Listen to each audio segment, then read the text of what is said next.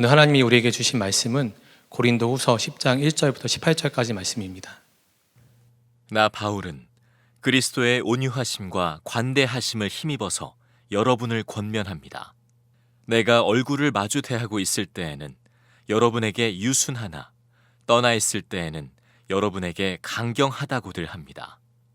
내가 여러분에게 청하는 것은 내가 가서 여러분을 대할 때에 강경하게 대해야 할 일이 없게 해달라는 것입니다. 그러나 우리가 육정을 따라서 처신한다고 여기는 사람들에게는 나는 확신을 가지고 담대하게 대하려고 생각합니다. 우리가 육신을 입고 살고 있습니다마는 육정을 따라서 싸우는 것은 아닙니다.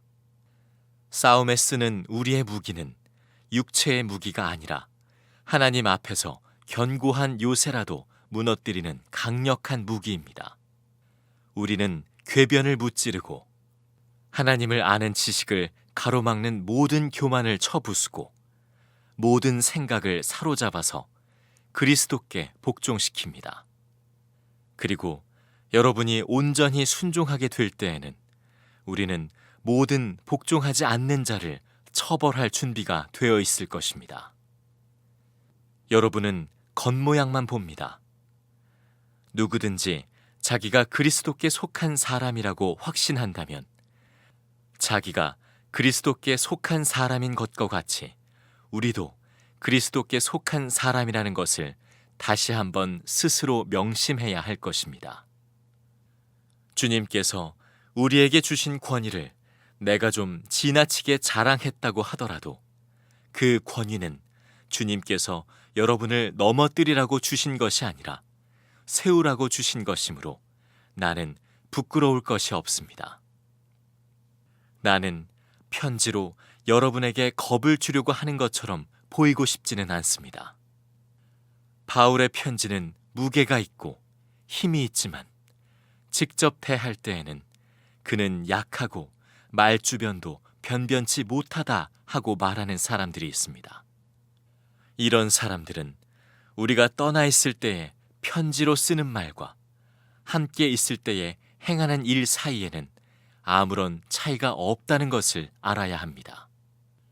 우리는 자기를 내세우는 사람들과 같은 부류가 되려고 하거나 그들과 견주어 보려고 하지 않습니다. 그러나 그들은 자기를 척도로 하여 자기를 재고 자기를 기준으로 하여 자기를 견주어 보고 있으니 어리석기 짝이 없습니다. 우리는 마땅한 정도 이상으로 자랑을 하려고 하지 않습니다. 우리가 여러분에게까지 다다른 것도 하나님께서 우리에게 정하여 주신 한계 안에서 된 일입니다. 그러므로 우리는 여러분에게로 가지 못할 사람이 아닙니다. 우리가 여러분에게까지 가서 그리스도의 복음을 전한 것은 한계를 벗어나서 행동한 것이 아닙니다. 우리는 주제넘게 다른 사람들이 수고한 일을 가지고 자랑하려는 것이 아닙니다. 다만 바라는 것은 여러분의 믿음이 자람에 따라 우리의 활동 범위가 여러분 가운데서 더 넓게 확장되는 것입니다. 우리는 여러분의 지역을 넘어서 복음을 전하려는 것이요. 남들이 자기네 지역에서 이미 이루어 놓은 일을 가지고 자랑하려는 것이 아닙니다. 자랑하려는 사람은 주님 안에서 자랑해야 합니다. 참으로 인정을 받는 사람은 스스로 자기를 내세우는 사람이 아니라 주님께서 내세워 주시는 사람입니다. 여러분 혹시 비방당해 본 적 있으십니까? 누군가가 나를 욕하는 것 말이죠. 그것도 악의를 담아서 말입니다. 저는 그런 경험이 있습니다. 그것도 제가 아끼던 사람에게 말입니다. 그때의 기분은 사실 참 말로 차마 이렇게 다 표현할 수가 없는 것 같아요. 너무 이게 참 속도 상하고 화도 나기도 하고 그런 수많은 감정들이 저를 사로잡았던 것을 기억합니다. 어떻게 하면 이 비방을 풀어낼 수 있을까? 어떻게 하면 이런 오해들을 풀어낼 수 있을까에 대해서 막 고민하다가도 어떤 순간에는 그 상대방의 악이 때문에 어떻게 하면 이걸 그대로 갚아줄까? 어떻게 하면은 이 사람을 혼을 내줄까? 이런 생각이 참 오고 갔던 것을 기억을 해요. 여러분 중에서도 다른 사람으로부터 그런 악의가 담긴 비방을 경험하신 분들이 있으시리라 생각이 듭니다. 만약 여러분이라면 이런 악의가 섞인 비방에 대해서 어떻게 대처하시겠습니까? 오늘 말씀의 사도 바울이 이런 악의가 담긴 비방에 맞서야 했던 것 같습니다. 비방을 한 사람들은 아마도 그 오늘 말씀 뒤에 11장 5절에 나오는 거물급 사도라고 스스로를 지칭했던 그런 사람들 같아요. 근데 그 사람들이 고린도 교회에 나타나서 자기들을 자랑했습니다. 자기들 스스로 거물급 사도라고 지칭하는 것만 봐도 얼마나 이렇게 자기들을 자랑했는지 알 수 있겠죠. 그런데 이들이 그 자랑에서만 그친 게 아니라 바울을 더 비방하기까지 해요. 아마도 이 고린도 교회에 자기들의 영향력을 확대하고 더 나아가서 이 고린도 교회를 차지하기 위해서 그런 일을 하지 않았었나 하는 생각이 듭니다. 그 비방의 내용이 말씀의 1절과 10절이 이렇게 나와 있어요. 얼굴을 마주 대하고 있을 때는 여러분에게 유순하나 떠나 있을 때는 강경하다. 바울의 편지는 무게가 있고 힘이 있지만 직접 대할 때는 그는 약하고 말주변도 변변치 못하다. 이런 내용이었어요. 교회 전승 중에 이 바울의 외모에 대한 이야기가 나옵니다. 여러분도 아마 다들 들어보셨을 것 같아요. 혹시 기억하세요? 이렇게 먼저는 좀 이렇게 키가 작다 그래요. 키가 작았고 그리고 이렇게 등도 굽었고 또 심지어는 머리숱도 없어가지고 대머리였다. 이런 이야기가 있습니다. 더군다나 거기에 이제 눈에 질병까지 있었을 것이다라는 이야기들을 합니다. 그러고 더군다나 말까지 이렇게 더듬더듬하는 거예요. 글로 쓸 때는 괜찮은데 실제 만나서 말을 해보니까 이게 말이 영 어눌하다 이런 거예요. 참 이게 어떻게 우리 목사님들에게 소망이 되는 말인지 모르겠습니다. 좀 우스갯소리 같지만은 참 그 대단한 바울이 외적으로는 그렇게 이렇게 뛰어난 사람이 아니었다는 게 참 어쩌면 다행인지도 모르겠어요. 바울이 키도 크고 잘생겼다고 생각해 보세요. 그러면은 이 시대에 얼마나 많은 목사님들이 좌절하겠습니까? 저부터 가장 큰 좌절을 겪을 것 같아요. 그런데 이런 외모적인 것 가지고 이 사도 바울에 대해서 비방을 했다는 거예요. 그런데 문제는요, 고린도 교회가 이 비방에 넘어갔다는 거예요. 이들의 이 바울에 대한 그 인신 공격에 가까운 이 비방에 넘어갔던 거예요. 7절 말씀이 이렇게 나와 있어요. 여러분은 겉모양만 봅니다. 이 말씀만 봐도 알 수가 있습니다. 고린도 교회에 바울의 겉모습을 보고 실망한 이들이 있었단 말이에요. 더군다나 우리가 고린도 전서를 봐도 그렇고 고린도 교회에 이 바울이 얼마나 쓴소리들을 많이 했습니까? 아마 그 쓴소리를 들은 사람들 중에서는 마음이 상했던 이들이 아마 조금은 있었을 것 같아요. 그런 그 마음이 상했던 이들이 바울에 대해서 참 비방하는 얘기를 들으니까 이때다 싶어가지고 쉽게 말해서 덥석 물은 거예요. 덥석 물고 그럼 그렇지, 바울이 참 그런 사람이지 이러면서 같이 그 비방에 동조하고 영향을 받았다는 거죠. 바울은 이 말에 그냥 넘어가지 않습니다. 말씀 2절에 이렇게 나와 있어요. 육정을 따라서 처신한다고 여기는 사람들에게 나는 확신을 가지고 담대하게 대하려고 생각합니다. 이렇게 말합니다. 단순히 자신을 비방했기 때문이 아니라 이 비방이 바울이 세운 그 고린도 교회를 무너뜨리려는 영적인 공격이었다라는 것을 분명하게 바울이 안 것입니다. 그래서 바울은 교회를 세우기 위해서 자신의 사도적인 권위를 변호합니다. 말씀 8절에 그 권위는 주님께서 여러분을 넘어뜨리라고 주신 것이 아니라 세우라고 주신 것이므로 이렇게 나와 있어요. 여러분이 바울이라면 어떻게 변호하시겠습니까? 만약 저라면요 이렇게 할 것 같아요. 그들이 했던 대로 저도 그들을 조사할 것 같아요. 그 거물급 사도라고 하는 사람들을 막 조사를 해서 사람을 시켜서 뒷조사를 하겠죠. 뒷조사를 해서 그들의 약점들을 이제 막 찾아내는 겁니다. 그 약점들을 가지고 조목조목 따져가면서 고린도 교회 사람들한테 너희 그 거물급 사도들이 이런 사람들이야, 이런 사람들이야 이러면서 따지고, 그리고 그들의 비방에 대해서 대목마다 이렇게 제가 이렇게 변론을 할 것 같아요. 거기다가 마지막으로 한 가지를 더해야겠죠. 감정적인 호소를 할 겁니다.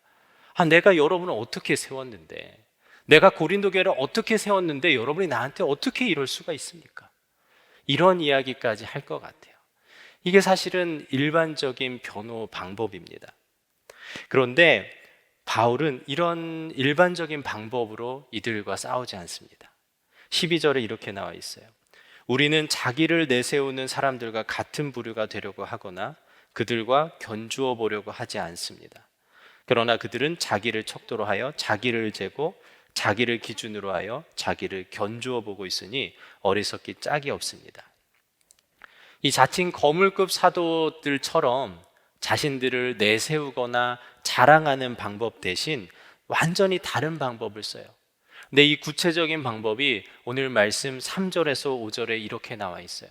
여러분이 이 말씀을 잘 주의 깊게 보시길 바라요. 우리가 육신을 입고 살고 있습니다마는 육정을 따라서 싸우는 것은 아닙니다. 싸움에 쓰는 우리의 무기는 육체의 무기가 아니라 하나님 앞에서 견고한 요새라도 무너뜨리는 강력한 무기입니다. 우리는 궤변을 무찌르고 하나님을 아는 지식을 가로막는 모든 교만을 쳐부수고 모든 생각을 사로잡아서 그리스도께 복종시킵니다. 육신의 방법이 아니라 다른 무기를 쓴다 그래요. 그 무기는 모든 견고한 요새를 무너뜨리고 또 하나님을 아는 지식을 가로막는 모든 교만을 완전히 철저하게 부서뜨려요. 무너뜨리고, 그리고 모든 생각을 사로잡아서 그리스도께 복종시키는 무기라고 하고 있어요.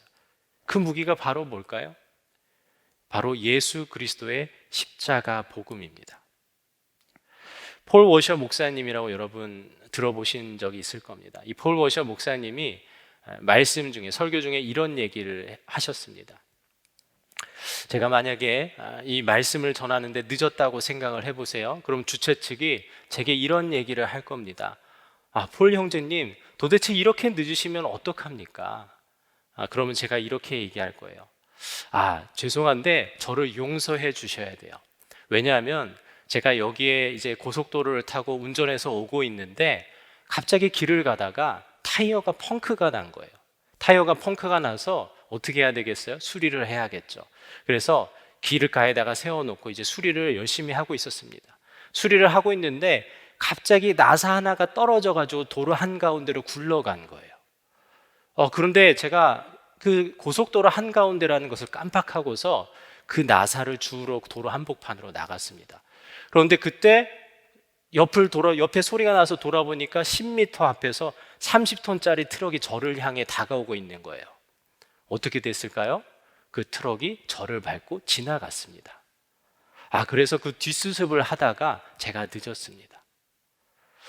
그러면은 이 이야기를 들은 여러분은 어떤 생각을 하겠어요? 두 가지 중에 하나죠. 하나는 제가 거짓말쟁이거나 하나는 제가 미쳤거나. 여러분은 어떻습니까? 30톤짜리 트럭에 부딪히고도 멀쩡하다는 것이 말이 됩니까? 그러면 여러분에게 한 가지 더 질문할게요. 30톤짜리 트럭이 큽니까? 아니면 하나님이 큽니까? 당연한 답이 있죠. 그런데 어떻게 예수 그리스도의 복음 앞에, 그 십자가 복음 앞에 부딪혔다고 말하면서도 어떻게 아무런 변화가 없을 수 있단 말입니까? 이렇게 폴 워셔 목사님이 말씀을 전하셨어요. 그렇습니다. 예수 그리스도의 십자가 복음은요, 정말 강력한 거예요. 그냥 우리가 그것에 대해서 아무렇지 않게 넘어갈 수 있는 게 아니에요. 복음을 맞닥뜨리고도 멀쩡하다면 그게 거짓말이죠. 그 십자가 복음 앞에 나를 부딪혔는데도 멀쩡하다면 말이 안 되는 일이에요. 사도 바울은요, 이 예수 그리스도의 십자가 복음으로 거물급 사도들과 싸우려고 합니다. 바울이 복음으로 이들과 싸우려는 이유가 뭘까요? 예수 그리스도의 그 십자가 복음이 그 세상 어떠한 무기보다 강력하다는 것은 바울이 알았어요. 어떻게 알았을까요?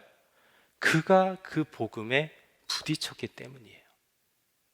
그가 그 복음의 그 강력한 그 능력을 그가 경험했기 때문이에요.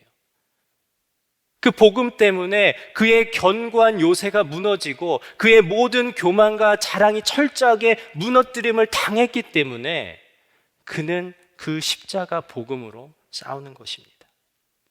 그래서 바울은 궁극적으로 오늘 말씀을 말해요. 17절입니다. 자랑하려는 사람은 주님 안에서 자랑해야 합니다. 여러분 잘 아시다시피 바울은 원래 자랑할 것이 참 많은 사람이었어요. 여러분 알고 있는 여러 가지들이 있죠. 나면서부터 로마의 시민권을 가지고 태어났습니다. 그 말은 이미 그 집안이 참 이렇게 힘 있는 집안이었다는 얘기예요. 그리고 그 당시에 최고의 랍비라고 하던 가말리엘에게서 배웠어요. 그러니까 학력도 최고였다는 얘기예요. 그리고 자신을 바리새인 중에 바리새인이라고 표현하는 대목들이 있습니다. 우리가 바리새인에 대해서 되게 부정적인 인식이 많지만 사실 유대인 사회에서 이 바리새인이라는 것은 상당히 명망 높은 계층이었습니다. 그러니까 소위 말해서 바울은 엘리트 중에 엘리트였어요. 그런데 그가 다메섹으로 가던 중에 누굴 만납니까? 부활하신 예수님을 만나요. 부활하신 예수님을 만나고 그의 모든 것이 철저하게 무너져 내립니다. 그가 가지고 있던 말씀에 빗대어 표현하면 견고한 요새가 무너지고 하나님을 아는 지식을 모든 가로막는 모든 교만이 철저하게 부서졌어요. 모든 생각이 사로잡혀서 그리스도께 복종하는 사람이 되었습니다. 그래서 그는 빌립보서 3장 7절에서 8절에서 이렇게 고백합니다.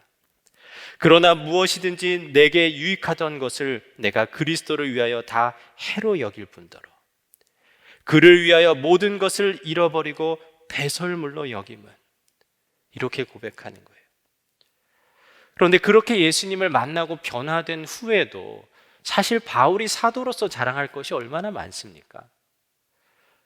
전도 여행을 통해서 수많은 교회들을 세웠어요. 수많은 교회들을 세웠고 사실 오늘 말씀의 고린도 교회를 봐도 바울이 뭐라고 얘기할 만해요? 내가 세우지 않았습니까? 내가 여러분을 세우지 않았습니까? 이렇게 자랑할 만한 곳이 바로 그의 자랑이었어요. 사실은 그렇게 자랑할 만한 것이 많았어요. 그러나 그는 자신을 내세우지 않고 13절 말씀에서 이렇게 고백합니다. 마땅한 정도 이상으로 자랑을 하려고 하지 않습니다. 이렇게 말하고요. 그가 하는 모든 사역조차도 하나님께서 우리에게 정하여 주신 한계 안에서 된 일이라고 말합니다. 바울은요, 철저하게 예수 그리스도의 십자가 복음에 무너뜨림을 당한 철저히 그리스도께 속한 사람이었습니다.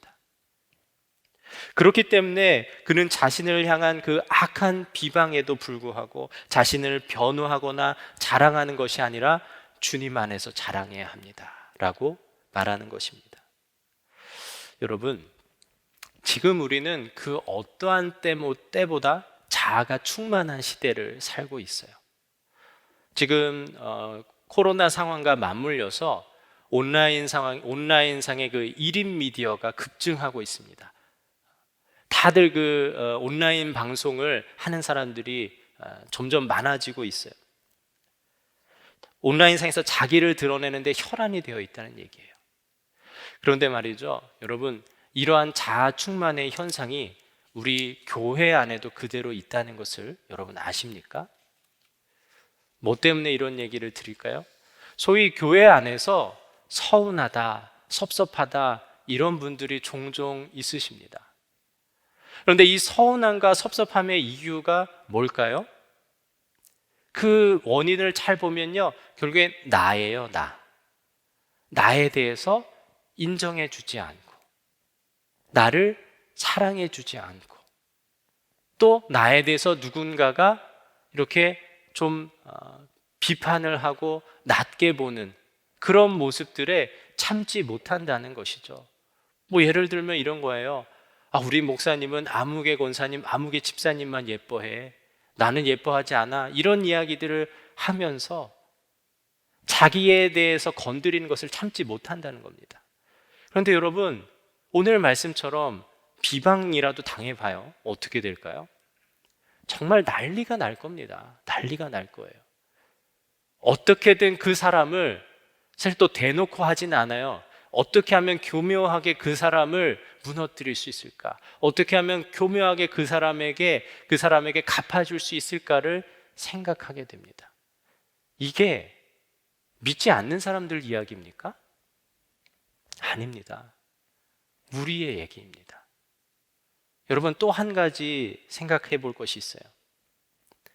우리가 경계해야 하는 부분이 있어요. 뭐냐면은 나 정도면 괜찮다라는 거예요. 나 정도면 괜찮다. 여러분, 혹 이런 생각 가운데 있지는 않으십니까? 나 정도면 괜찮은 그리스도인이지, 이런 생각을 하면서 살고 있지는 않으세요? 이게 사실은 큰 착각인 거예요. 여러분이 뭐 나쁘고 형편없다 이런 이야기를 하고자 하는 것이 아닙니다. 성경 말씀에 에베소서 2장 1절에 우리의 존재에 대해서 뭐라고 얘기하고 있습니까? 우리가 허물과 죄로 죽었던 존재들이라고 말하고 있어요. 우리가 허물과 죄로 죽었던 존재들입니다. 그런 우리가 예수 그리스도로 인해서 구원받았습니다. 예수님을 믿는 우리는 예수 그리스도의 그 십자가를 통해서 우리의 그 죄된 자아가 철저하게 무너진 사람들이에요. 그래서 이제 나는 죽고 예수로 사는 사람입니다.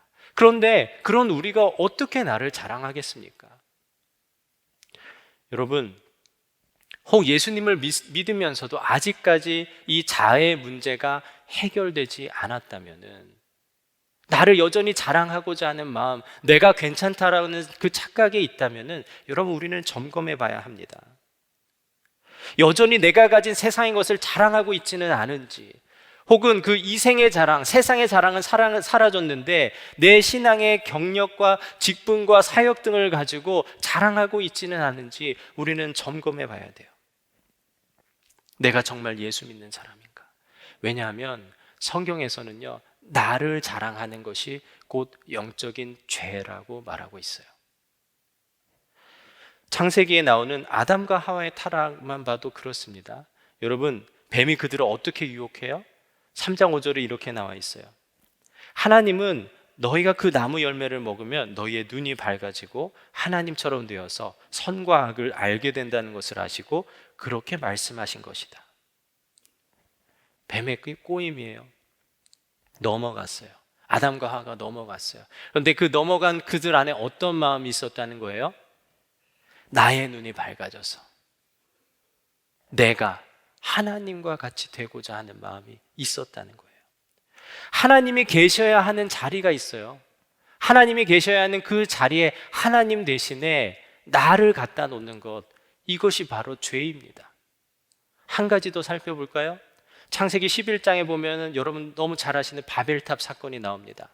바벨탑 사건의 11장 4절에 이렇게 나와 있어요.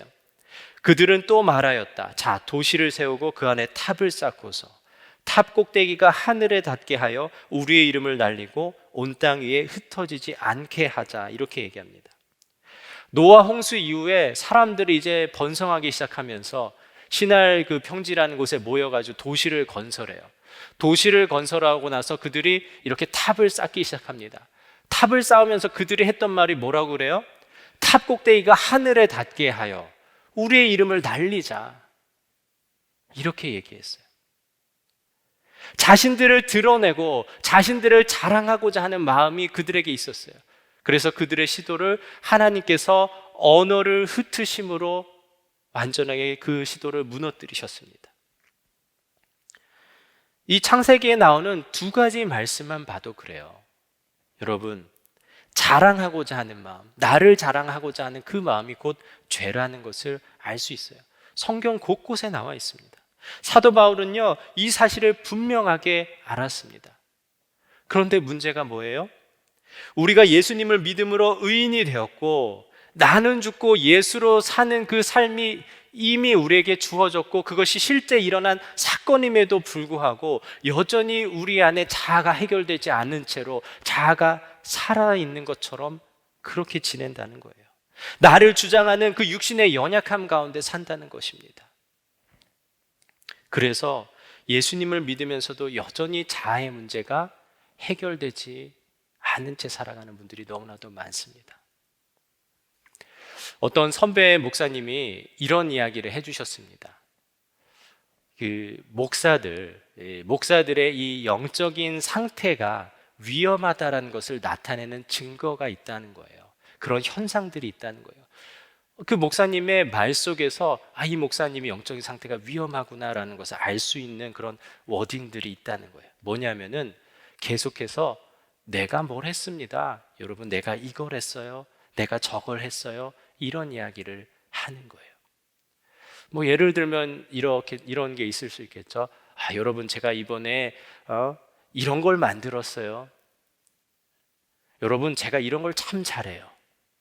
이런 이야기들을 하는 게 바로 그 목사님의 영적인 상태가 위험하다는 것이기 때문에 그 목사님을 위해서 정말 생명 다해 기도해야 하는 때다. 그렇게 얘기를 해주시더라고요. 근데 저는 그 말씀에 참 공감이 됐어요. 왜냐하면은 제 안에 그런 유혹이 시시때때로 있기 때문이에요. 제 안에 내가 이걸 잘해요, 내가 저걸 잘해요, 이런 것들을 드러내고 싶어 하는 마음들이 종종 생기기 때문입니다. 제가 영적인 상태가 안 좋으면 안 좋을수록 그 마음이 더욱 드러난다는 것을 저는 너무나 잘 알기 때문입니다. 여러분, 고린도전서 1장 18절에서 사도 바울이 이렇게 말합니다. 십자가의 말씀이 멸망하는 자들에게는 어리석은 것이지만 구원을 받는 사람인 우리에게는 하나님의 능력입니다. 여러분, 예수님을 믿는다는 것, 예수님을 인격적으로 만났다는 것, 그것이 곧 십자가 예수님을 만났다는 의미입니다. 그런데 여러분, 십자가 예수님이 멸망할 사람들에게는 어떤 거예요? 어리석은 거예요. 왜 어리석을까요? 메시아예요, 메시아. 메시아가 뭡니까? 그 당시 유대인들이 가지고 있던 메시아에 대한 기대가 뭐예요? 로마의 지배로 하나님의 능력으로 다 무너뜨리고 우리를 구원해 줄 사람이에요. 로마의 압제로부터 그 긴 시간 동안 400년이 넘는 그 긴 시간 동안 포로로 살았던 우리를 구원해 줄 사람이 메시아예요. 그런데 그런 메시아가 자기가 가진 그 하나님의 능력을 가지고 로마의 군인들을 엎어버리고 그들에게 하나님의 능력을 나타내기는커녕 어디에 달렸어요? 가장 극형이라고 하는 십자가에 달린 거예요. 십자가에 그냥 죽어가는 거예요. 그 모습을 보고 사람들이 뭐라 그랬어요? 그리스도라며, 메시아라며, 내려와봐라. 얼마나 어리석은 거예요. 그런데 여러분, 예수님께서는요, 그 미련하다 하고 가장 절망적이고 가장 정말 비참한 그 십자가에서 우리 인간이 가지고 있는 모든 교만과 자랑과 같은 그 견고한 요새와 같은 그 모든 것들을 철저하게 무너뜨리셨어요. 그래서 십자가가 곧 하나님의 능력입니다. 여러분, 이 사실을 분명하게 믿으시길 바랍니다. 우리가 정말 이것을 경험했다면, 우리가 그 십자가로 말미암아 나의 모든 그 교만과 자랑이 무너지는 경험을 했다면 그것이 정말 놀라운 은혜예요.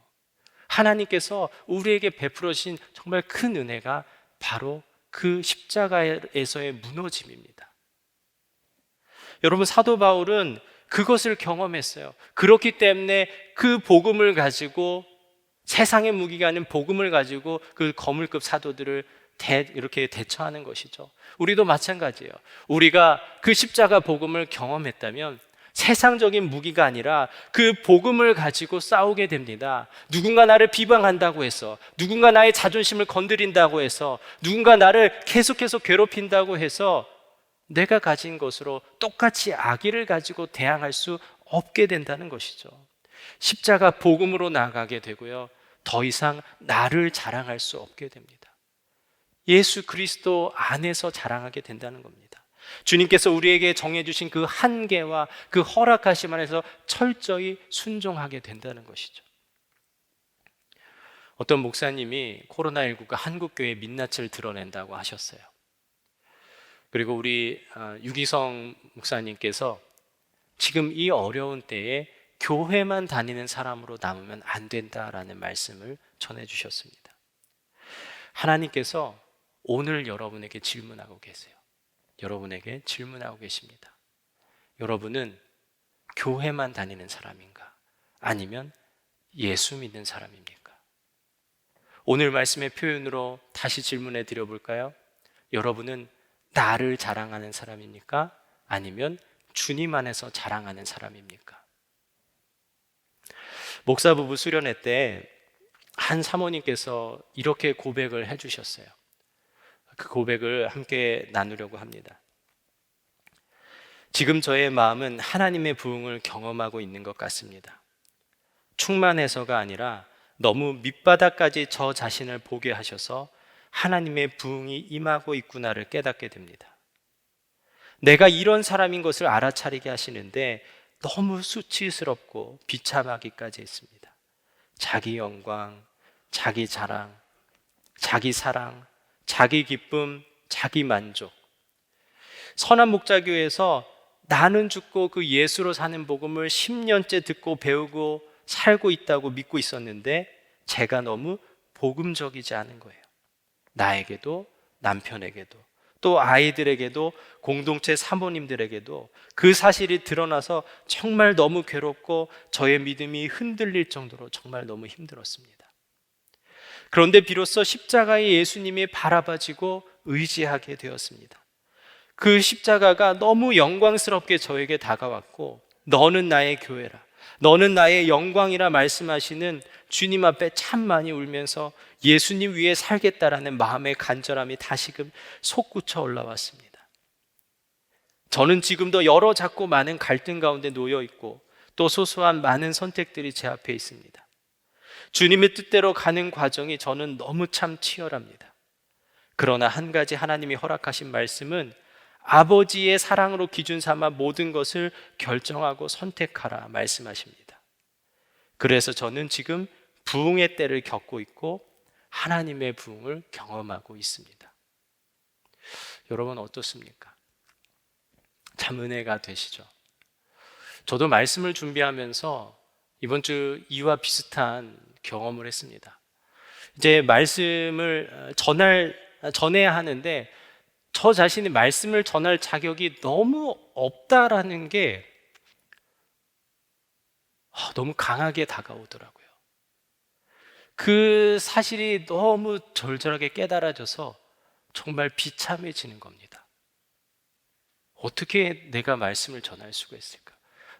말씀이라는 게, 설교라는 게 하나님의 영광을 나타내는 것인데 이렇게 더러운 내가 어떻게 하나님의 영광을 나타내려고 그것을 대언할 수 있을까? 참 설교를 오랫동안 묵상하고 준비해 왔는데 도저히 설교를 쓸 수가 없었어요. 설교 원고가 써지질 않는 겁니다. 그런데 담임 목사님께 이렇게 제가 주고 받거든요. 그렇게 보내야 하는 되니까 정말 되도 않게 원고를 써가지고 보냈어요. 원고를 써서 보내고는 그 자괴감과 비참한 그 모든 감정들이 제 안에서 진짜 막 휘몰아쳐서 어떻게 할 수가 없어서 이제 성전에 나왔습니다. 본당에 나왔어요. 본당에 이제 예배당 한 구석에 앉아가지고 기도를 하려고 이렇게 눈을 감았는데 기도가 안 돼요. 도대체 무슨 기도를 해야 될지 모르겠어요. 그래서 그냥 이렇게 눈 감고 주님의 이름을 불렀습니다. 주님, 주님. 그냥 그렇게 2시간을 앉아 있었어요. 2시간이 지났더라고요. 이렇게 눈 감고 앉아 있었어요. 원래는 참 소리 질러서 기도하고 싶었는데 제가 그러다간 좀 미칠 것 같았어요. 그래서 기도하시는 분들에게 방해가 될까 봐 그렇게 기도하면 못하겠고 그냥 주님을 부르면서 그러고 눈 감고 앉아 있었습니다. 그런데 참 놀라운 것은요, 그 시간을 통해서 주님께서 제게 새로운 시작을 허락하셨다는 겁니다. 제게 그 새로운 시작을 허락하셔서 정말 자격 없지만 하나님의 영광을 전한다는 것이 말도 안 되게 비천하지만 그럼에도 불구하고 하나님이 이 자리에 나를 부르시고 세우셨구나라는 것이 명확하게 깨달아지게 됐습니다. 그 자격 없지만 자격 없는 저를 세우시는 은혜가 너무 감사하게 다가왔어요. 그래서 그날 예수동행 일기에 제가 이렇게 썼습니다. 어제 밤부터 쉽지 않은 하루를 보냈습니다. 암흑과 같았고 분노와 자괴감 등의 복잡한 감정의 소용돌이 안에 있었습니다. 주님께서는 그런 저를 빛 가운데로 인도하셨습니다. 여전히 저는 자격 없음을 깨닫게 됩니다. 그럼에도 오늘도 주님이 하셨습니다. 주님 감사합니다. 사랑합니다. 여러분, 우리가 예수 그리스도의 십자가 복음 앞에 설 때 우리 자신의 연약함 때문에, 우리 자신의 그 죄인됨 때문에 정말 철저하게 무너질 때가 있어요. 어쩌면 이렇게 비참해지는지 모르겠어요. 어쩌면 이렇게 무너질 대로 무너지는지 모르는 그런 상태가 있을 때가 있죠.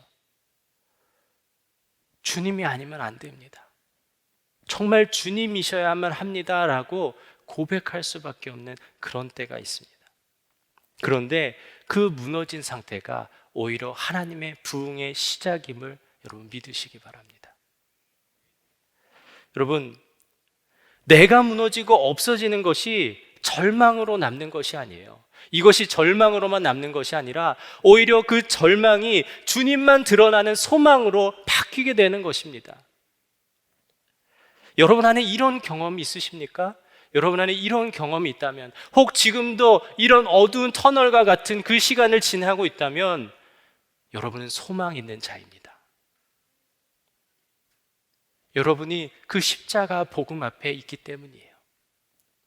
혹 여전히 나를 자랑하고 있고 여전히 내 안에 나 정도면 괜찮지라는 마음이 있으십니까? 혹 그렇다면 오늘 이 예배를 통해서, 이 시간을 통해서 예수 그리스도의 그 십자가 복음 앞에 여러분의 모든 교만과 그 자랑이 철저하게 무너지시기를 축복합니다.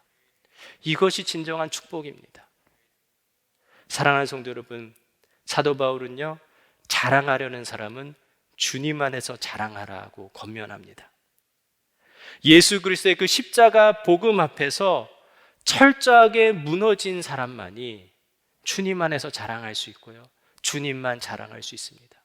또 그런 사람들에게 오늘 마지막 말씀처럼 스스로 자기를 내세우는 사람이 아니라 주님께서 내세워 주시는 사람으로서의 그 은혜를 주십니다. 그 은혜가 저와 여러분 모두에게 있기를 축복합니다. 이 시간 우리가 함께 찬양하고 기도하기 원합니다. 주신 말씀을 붙들고 함께 또 고백하기 원하는데요, 여러분 다 자리에서 일어서시면 좋겠습니다. 온라인으로 함께 예배하는 여러분들도 가능하시다면 함께 일어나서 찬양하고 기도하시면 좋겠습니다.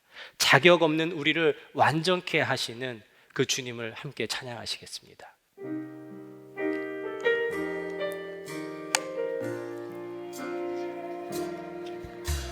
주여, 우린 연약합니다. 우린 오늘을 힘겨워합니다. 주 뜻 이루며 살기에 부족합니다. 우린 연약합니다. 주여, 우린 넘어집니다. 주여, 우린 넘어집니다. 오늘 하루 또 실수합니다. 주의 긍휼을 구하는 죄인입니다. 우리 주만 바라봅니다. 한없는 주님의 은혜, 한없는 주님의 은혜, 온 세상 위에 넘칩니다.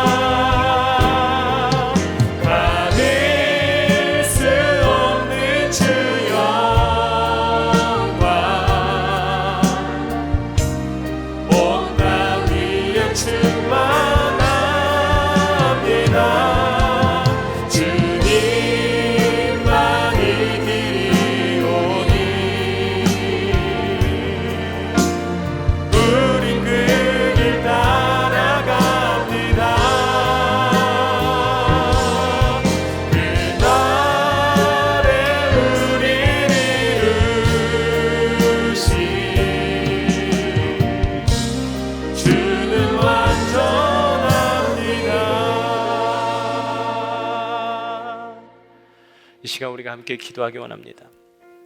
기도할 때 예수 그리스도의 십자가 복음 앞에 서게 하여 주십시오.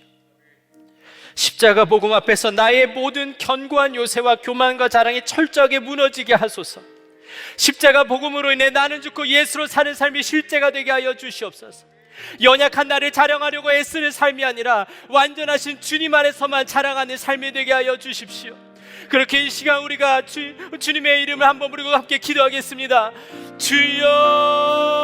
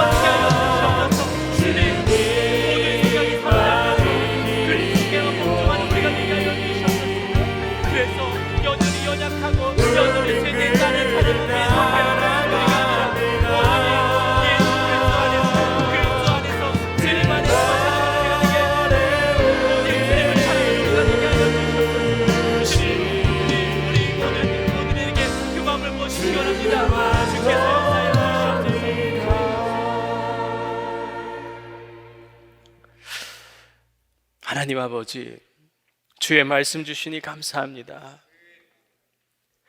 예수 그리스도의 십자가 복음 앞에 서게 하시니 감사합니다. 오늘도 말씀을 통해서 여전히 자격 없고 죄인 된 나지만 그럼에도 불구하고 나를 살리시기 원하시는 그 십자가 사랑이 오늘도 우리에게 부어지게 하시니 감사합니다. 예수 그리스도의 그 십자가가 그 세상 어떠한 것보다 강력한 무기임을 이 시간 선포합니다.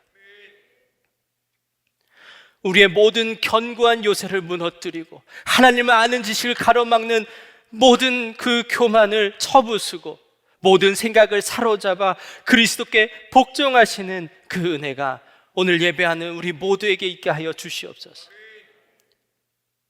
어둠 가운데 있고 여전히 나의 자격 없음에 몸부리치고 있는 이들이 있습니까? 그런 이들 가운데 주님 십자가 복음 앞에서의 하나님의 진정한 부흥과 소망이 시작되게 하여 주시옵소서. 혹 여전히 나를 자랑하고 있고 그 교만 가운데 나의 연약함을 날마다 자랑하느라 발버둥 치는 이들이 있습니까? 그런 이들의 그 모든 교만과 자랑이 십자가 앞에서 철저히 무너지고 나는 죽고 예수로 사는 삶이 실제가 되게 하여 주시옵소서. 나를 자랑하지 않고 주님 안에서만 자랑하는 우리 되게 하여 주시옵소서. 오늘도 정말 간절한 마음으로 주님께 드리는 손길들을 축복하여 주시옵소서. 건축헌금, 선교헌금, 11조, 감사헌금 등 모든 헌금들이 온전히 주께 드려지게 하시옵소서. 귀한 헌금들이 하나님 나라를 위해 사용되게 하여 주시옵소서. 우리 성도님들의 가정을 지켜주시옵소서. 생업 또한 지켜주시옵소서. 질병으로 고통 속에 있는 모든 성도들을 깨끗이 고쳐주시옵소서. 믿지 않는 가족들이 주께로 돌아오게 하여 주시옵소서. 우리의 자녀들이, 우리의 다음 세대들이 더욱 굳건한 믿음 가운데 서게 하여 주시옵소서. 코로나19가 하루빨리 종식되게 하여 주십시오. 안전한 백신과 치료제가 모든 이들에게 공급되게 하여 주시옵소서. 선교의 문이 턱 열리게 하여 주시옵소서. 무엇보다 우리나라가 하나님을 경외하는 나라가 되게 하여 주시옵소서. 남북한이 속히 복음으로 통일되길 원합니다. 김정우 목사님, 김국기 목사님, 최춘길 선교사님, 장문석 집사님이 속히 풀려나게 하여 주시옵소서. 한국교회가 참 어렵습니다. 믿는 사람이라고 교회 다닌다고 말하기가 어려운 시대가 되어버렸습니다. 한국교회 회개의 영을 부어주십시오. 우리 가운데 영적 대각성이 일어나게 하여 주시옵소서. 하나님의 부흥이 시작되게 하여 주시옵소서. 주께서 역사하실 것을 기대합니다. 우리 주 예수 그리스도의 은혜와 하나님 아버지의 놀라운 사랑하심과 성령의 교통하심이 예수 그리스도의 십자가 복음 앞에서 주님 안에서 자랑하기로 결단하며 나아가는 우리 모든 성도들 머리 위에 지금부터 영원까지 함께 하시기를 간절히 축원하옵나이다. 아멘.